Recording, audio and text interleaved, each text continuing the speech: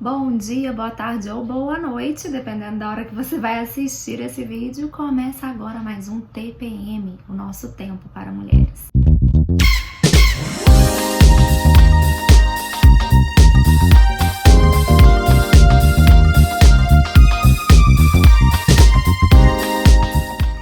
Sabe quando você está na sua devocional, você está lendo a Bíblia e de repente um versículo salta aos olhos? E o Espírito Santo começa a falar de uma forma maravilhosa? Pois então, só que dessa vez o que saltou aos meus olhos foi uma palavra que me fez voltar no texto, me fez refletir e eu quero compartilhar com vocês. Lembra da história da viúva de Sarepta? Naquela época todos estavam vivendo uma crise econômica muito grande por causa do pecado do povo de Israel, né, que foi levado a pecar pelo seu rei Acabe. Deus fechou os céus, não chovia mais sobre a terra, então começou a faltar alimento para os homens, para os animais, enfim.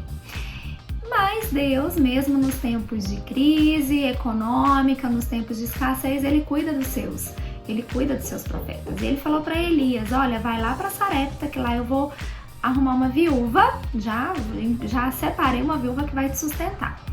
E Elias vai, e ele aborda uma viúva que estava colhendo gravetos. Só que aquela mulher, ela já estava assim, era a última esperança dela. Ela fala isso pro profeta. Ela tinha só um pouquinho de farinha na vasilha, um pouquinho de azeite na botija e ela ia preparar ali o último pãozinho. Era o suficiente para um pão que ela ia comer, ela e o filho. E depois eles iam morrer. Ela já tinha isso na mente dela. E ali, naquele momento, ela escolheu, né, ela decidiu obedecer à voz do profeta, a direção do profeta, e ela experimentou um milagre extraordinário na cozinha da sua casa, na sua intimidade. Ela viu Deus multiplicar, Deus fazer com que aquele pouquinho de farinha e aquele pouquinho de azeite fosse suficiente, não apenas para fazer um pão para ela e para o seu filho, mas para os três comerem. De uma quantidade de alimento suficiente para 2 pessoas realizarem uma única refeição. Deus usou a mesma quantidade, porque a Bíblia não diz que a vasilha transbordou de farinha e a botija transbordou de azeite. Tinha aquela mesma quantidade, com a quantidade suficiente para fazer apenas uma última refeição para 2 pessoas. 3 pessoas se alimentaram durante muitos dias, conforme a palavra de Deus liberada pelo profeta. Um baita milagre, né? De provisão, de salvação mesmo, porque aquela mulher e o seu filho já estavam esperando a morte. E Deus vem e opera aquela maravilha. A Bíblia conta lá no capítulo 17, 1 Reis, que alguns dias depois o filho dela morre. E aí ela vai no profeta, cobrando do profeta, né? Te recebi na minha casa e te dei, né? O pão eu fazia primeiro para você e depois para mim, para o meu filho. E aí isso aconteceu. É até engraçado, né? Assim, um humor meio negro, digamos assim, porque ela estava esperando a morte quando ela conheceu o profeta. Deus operou de forma milagrosa e ela e o seu filho não experimentaram a morte. Pelo contrário, todos os dias eles puderam perceber e ver Deus realizando um milagre na cozinha da casa deles. O filho dela morre e aí ela chega cobrando, né? Aconteceu aquilo que ela temia, digamos assim, só que de uma outra forma. O que o profeta faz? Leva o menino morto para o quarto onde ele ficava. Ora, a Bíblia diz que ele clama a Deus. Deita ali sobre o menino 3 vezes, direcionado pelo Senhor, né? A gente não tem coisas que a gente não entende porquê, mas existem essas coisas diferentes na Bíblia, igual Jesus cuspir na terra, fazer um lodo e passar nos olhos, né? Imagina um pastor hoje cuspindo na terra, fazendo um lodo e passar no seu olho, você não vai deixar, né? Mas são as coisas que a gente vê na Bíblia. Direcionado por Deus, então ele deita sobre o menino, ora, clama ao Senhor e o menino volta à vida, ele ressuscita dos mortos. Elias desce e entrega o menino para sua mãe. E é aí que o negócio saltou aos meus olhos. Eu vou ler para você no último versículo do capítulo 17, versículo 24. A mulher respondeu prontamente a Elias, agora sei que tu és um homem de Deus e que a palavra do Senhor proferida pela tua boca é toda verdadeira. Agora? Uai, e o que Deus já tinha realizado através da palavra dele que saiu pela boca do profeta de que a farinha e o azeite não iriam acabar? Como assim? Você esqueceu daquilo que você viveu? Sabe, gente, as aflições que a gente está passando hoje no presente, elas não podem abalar a nossa fé e nos levar a esquecer do que Deus fez no nosso passado. O nosso relacionamento com Deus não deve ser baseado apenas em experiências passadas, não de forma alguma. Né? A sua experiência na sua conversão, no seu batismo nas águas, no seu batismo com o Espírito Santo, na restauração da sua vida financeira, na sua cura, na restauração do seu casamento, enfim.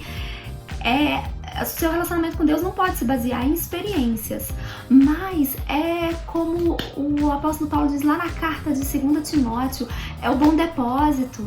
Guarda o bom depósito com a ajuda do Espírito Santo. Se lembre daquilo que Deus fez, se lembre a forma poderosa que Deus te resgatou e transformou a sua vida. Poxa, agora... E o que Deus tinha realizado? Aquela mulher, quando ela conheceu o profeta Elias, ela estava esperando a morte. Era a última esperança dela, era a última refeição dela. Ela chega a verbalizar isso para o profeta. E aí o filho dela morre e ela se esquece. Só agora, depois que o filho dela ressuscitou, é que ela reconhece que Elias era profeta de Deus, que da boca dele saiu palavra de poder de Deus. Nós não podemos desprezar as nossas experiências anteriores. Elas precisam ser guardadas e lembradas na nossa mente como um bom depósito para alimentar a nossa fé, para que a gente creia sempre que, embora a gente vai passar dificuldade, vai mesmo. Jesus mesmo alerta a todos nós isso, né? Olha, no mundo vocês vão ter aflições. No mundo acontece isso, a pessoa adoece e morre. Ninguém aqui vai ficar, né, de veneta aí. Um dia todos nós iremos morrer ou seremos arrebatados aí, teremos essa experiência, né, fantástica, mas aquilo de ruim que acontece na minha vida não pode enfraquecer, não pode me levar a esquecer de quem Deus é e do tamanho do seu poder e do seu amor para conosco. Deus nos ama mais do que tudo, mais do que qualquer outra pessoa, mais do que nós mesmos. Deus quer ver a nossa felicidade, a nossa realização. Não se esqueça de quem Deus é e do que Ele já fez na sua vida, né? Chegou situações difíceis, ora, clama, suplica, mas não deixe nenhum problema, nenhuma dificuldade abalar a sua fé. Não deixe nos seus relacionamentos. Às vezes você está passando uma fase ruim no seu casamento, no seu relacionamento com os seus pais, com os seus filhos, ou no seu ministério na igreja, ou às vezes você está passando por um momento ruim no trabalho, na sua vida profissional. Não deixe essas experiências ruins determinarem o todo, sabe? São só momentos, são só experiências. Guarda o bom depósito, se lembre de quem você serve, se lembre do Deus que te ama, que morreu por você e que ressuscitou por você e te deu vida eterna e te fez ser mais que vencedor em todas as coisas. Guarda o bom depósito. Lembre-se, né? Fique meditando e refletindo em tudo aquilo que Deus já fez por você, através de você, por todo o povo, por tudo aquilo que a palavra de Deus nos conta que Ele fez e que Ele pode fazer. O poder dele não mudou, o poder dele não diminuiu. Ele continua o mesmo ontem, hoje e para sempre. Amém? Que Deus abençoe muito a sua vida, que você tenha uma ótima semana. Um grande beijo no seu coração.